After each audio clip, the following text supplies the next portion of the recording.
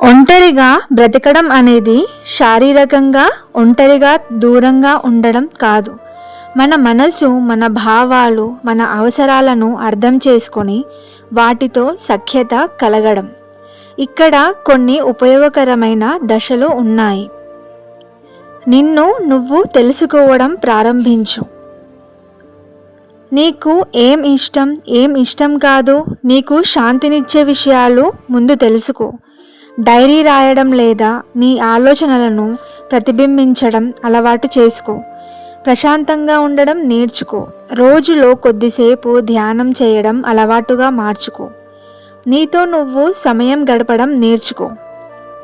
TV చూడడం, coffee తాగడం, ఒంటరిగా ఎటైనా బయటికి వెళ్ళడం కొద్దిగా అలవాటు చేసుకోవాలి.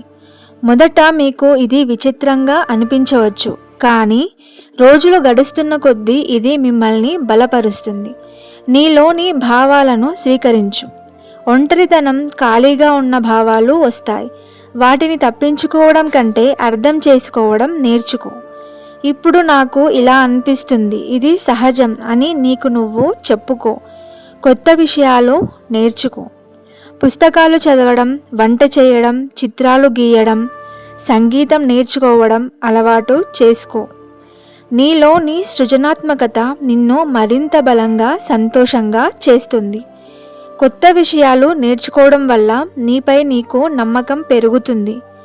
కొత్త విషయాలు నేర్చుకోవడం వల్ల నీకు జీవితంలో కూడా ఎంతో ఉపయోగపడుతుంది.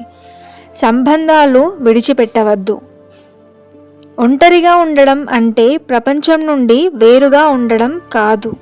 నీకు దగ్గరగా ఉన్న కొద్దిమంది స్నేహితులు లేదా మీ కుటుంబ సభ్యులతో నిజాయితీగా బంధాలు కొనసాగించడం. ధ్యానం చేయడం అలవాటు చేసుకో.